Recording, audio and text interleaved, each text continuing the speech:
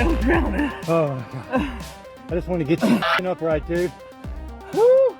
Welcome back to another episode of Reacting to Crash Videos. In this episode, we're going to evaluate 3 different paramotor crashes. As always, we're going to start with the most mild and ramp up to the most extreme, so make sure you stick around to the very end to see some crazy stuff. As always, our goal with these videos is to evaluate other people's mistakes, hopefully learn from them, and make the sport safer. If you guys happen to miss the last episode where I got reported to the FAA, first, you should go check it out because it was a good video. And second, in that video, we released some brand new merch at Risky Biscuits Co. First off, the one I'm wearing right now is my personal favorite, Things Just Got Risky. Inspired by a user comment, inspired by our last West trip, it features a lot of the cool locations we flew on that trip. Next, we have the classic Do Not Report Tucker Got to the FAA t-shirt. I keep telling people to stop reporting me. It's not quite working, but I do have a perfect clean record with the FAA, which is all that matters. Lastly, we have the FAA Examiner t-shirt. Awesome spin-off of the FAA logo and the Risky Biscuits Co. logo on the back. And along with that, we have the FAA Examiner hat. In addition to all that, we also restocked some of the most popular designs and made some brand new color schemes. So check those out, linked in the description. Now, in addition to this new merch, we're doing a GoPro giveaway. So between every episode, we're giving away a new GoPro, which means I have to pick the very first winner. We're gonna do it right here, right now, live. And the winner is, for our first GoPro 9, by the way, is Mark Davis. Out of Florida. Mark ordered a large FAA Examiner t-shirt on tuckergott.com. Make sure you place an order between this video and the next video, and you might just find a GoPro 9 in your order as well. All right, so it's me from the future. What happened was one of the video clips I used in this video got copyright claimed by Viral Hog, which is super lame.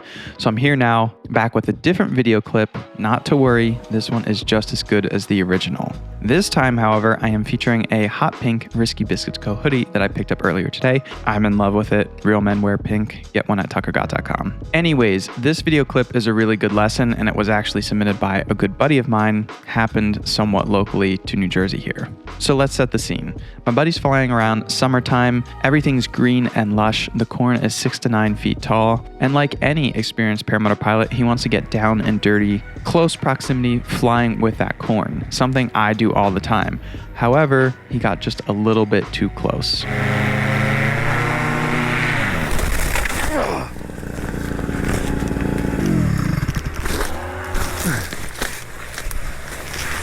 Woo! What in the world? I'm good. So what happened here was my buddy's flying super close to the ground, getting up and close and personal to the corn, which is a ton of fun. However, you have to remember that the lines of the glider extend up at about a 45-degree angle. And as he got closer and closer to that corn, those lines started to catch and it sucked him into the corn. But luckily in this situation, the corn kind of cushioned his fall, and I don't think he had any injuries or any damage to the gear. Now, this is something I'm extremely guilty of. In the past, I've actually accidentally caught my wingtip on some trees, and luckily for me, I didn't get sucked in, but I just kept a souvenir of a couple leaves on my wingtip. Not cool at all. It was a close call. In other situations, if you guys watch my videos often, there's this specific spot that I fly every summer where it's a 1-lane driveway surrounded by corn. It's basically a corn tunnel. There's always grasshoppers jumping around, and I always feel like I need to suck my arms in because it's so tight. And I know that my lines are getting really close to that corn. So this is a super good lesson of what can actually happen if you start to get a little bit too close. I appreciate my buddy sharing this video. It's a good learning lesson for everyone and specifically myself because, like I said, I'm super guilty of this sort of thing. Let's get back to the normally scheduled program. We'll move on to video number 2, which I recorded earlier today. So our next video involves an engine failure. A little bit of background on this video. The pilot claims that he has 3 years of experience. He flies at least twice a week, so he's very current. So this video starts with the engine failure. And according to the pilot, his engine overheated, the piston seized, and he lost all power. In the very beginning of this video, you can see that the pilot is trying to restart his engine. He happens to have e-start, so he's going through his checks, trying to get that thing running again, unlike Trevor Jacob, who would have just jumped out of the airplane in this situation. Now at this point in the video, when the engine fails, I want you to note a couple things. This pilot has plenty of altitude, which means he has plenty of time to figure out where he's going to land. And he also has plenty of options of places to land. However, with all those opportunities, I think he made a little bit of a bad judgment and put himself in a corner where he was forced to make a really low turn to avoid hitting obstacles and just plowed into the ground.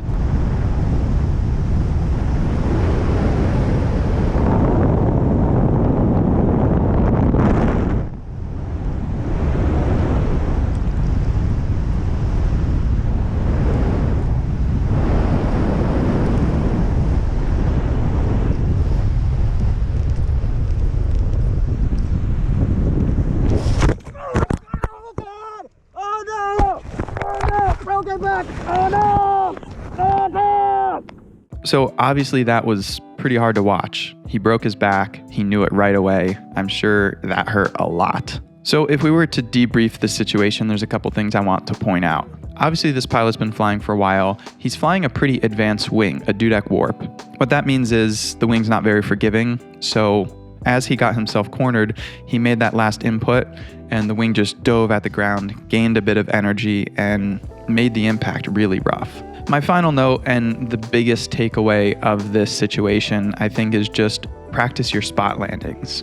Be ready for an engine failure. The majority of paramotors are two-stroke engines, and as reliable as they are, they do inevitably fail at some point in time. That's why we always want to have a safe landing area as much as possible. I'm guilty of flying with 0 outs. Oh, fuck. However, the majority of the time, you want to have a good spot to land. Always be aware of the wind direction, because if you're forced to make an emergency landing, it's always beneficial to be able to add that extra element in and know you're landing into the wind, have a soft landing. And finally, I would just say practice spot landings. Me personally, since the very beginning, I've always kind of been obsessed with that idea. As long as the conditions are good, the majority of my flights, I end by going up really high, shutting my engine off completely, or just bringing it back to idle and gliding in and trying to nail my spot as perfectly as I can. And that sort of thing, I think, has prepared me for when my engine will inevitably, and has in the past, died.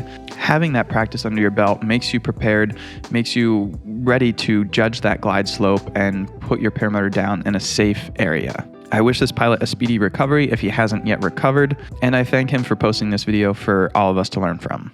So our third and final video is pretty crazy. This was a big eye-opener for me the first time I saw it. As we know, water and paramotors do not mix well. If you end up landing your paramotor in the water for any reason, an engine failure, misjudgment, whatever the case may be, it is extremely dangerous. The paramotor doesn't float well, it might flip you on your front, you have multiple buckles to try to get out of, and then there's the lines of the glider that may tie up your limbs as you try to paddle and keep your head above the water. It's a very scary situation. So this video starts out from our hero's perspective. He witnesses his friend land in the water.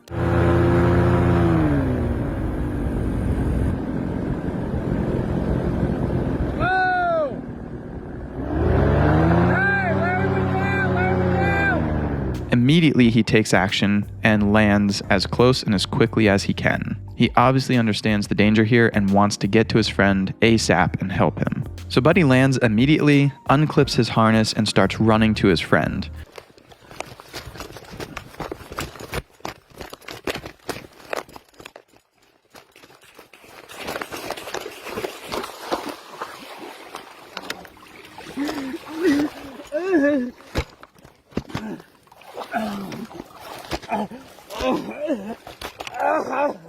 Hey, I need help over here in the pond right back behind us.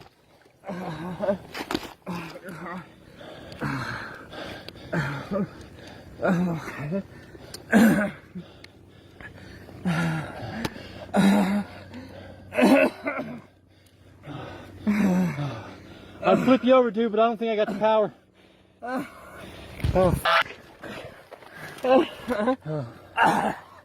Dude, I was drowning. Oh my God. Oh, I just want to get you upright, dude. Woo! As we see, he is face down, flipped over in his trike, head below the water, pretty much on the verge of drowning. And if you look close, you can tell the water is only about knee deep. Our hero here lifts the trike just to get his friend's head above the water, and you can tell he's gasping for air. This is what really hit home to me. I've never seen a video where the pilot was like this close to dying and you feel the emotions of him knowing that his friend just saved his life. Some conclusions on this video. As you can tell, the paramotor that went into the water was a trike. And the title of this video is Paramotor Trike Foot Drag Gone Wrong. Now that implies that this pilot was purposefully trying to either drag his wheels or drag his feet on the water while flying a trike. And personally, I have never seen this go right. I think paramotors fly a little bit too slow, that the wheels don't really get to hydroplane like we see bush pilots do, and it just ends up sucking you in and flipping you over. To me, foot drags on water on a trike just aren't really a thing. Otherwise, maybe this pilot was just flying close to the water and misjudged. I'm not sure. Another big takeaway from this video is even if the water is shallow, knee deep in this situation, you can still drown. He flipped over, he couldn't right himself, and his head was just under the water. That was a real big eye-opener for me because, I do feel a bit safer doing foot drags on shallow water, hoping that if I went down, I could just stand up. However, this video demonstrates that there is a chance that you might not have that luxury. Another takeaway here. This pilot, you could see he did have flotation installed on his trike. However, it doesn't look like it deployed, probably because it wasn't submerged fully in this scenario. And if it had deployed, I don't even know that it would have helped. So that's another thing. I think you get this safety net feeling of carrying your flotation and your hook knife, but really at the end of the day, that's not a guarantee. Last conclusion here is fly with friends, especially if you're flying in dangerous environments like this. If you check the timestamps on this video, it took 50 seconds from the time that pilot hit the water to the time that his friend was lifting him out of the water. And that's pretty impressive. I think most people could hold their breath for 50 seconds. Although it's not going to be a comfortable thing, I really commend this pilot. He's literally a hero. I think he saved this guy's life, and that really shows the value of flying with friends. So that's the 3 videos I have for this episode. I hope you guys learned something from those. I think those were really powerful videos, and I fully appreciate all these pilots sharing them for us to learn from. All those links will be in the description if you want to check out the original videos. Make sure you check out the first link in the description for our new Risky Biscuits Co merch. Place an order between this video and the next, and you might just find a brand new GoPro 9 in your order. Stay tuned for more adventures. We got a lot of fun stuff coming up. I will see you in the next one. Till then, fly safe, have fun, peace. Zip.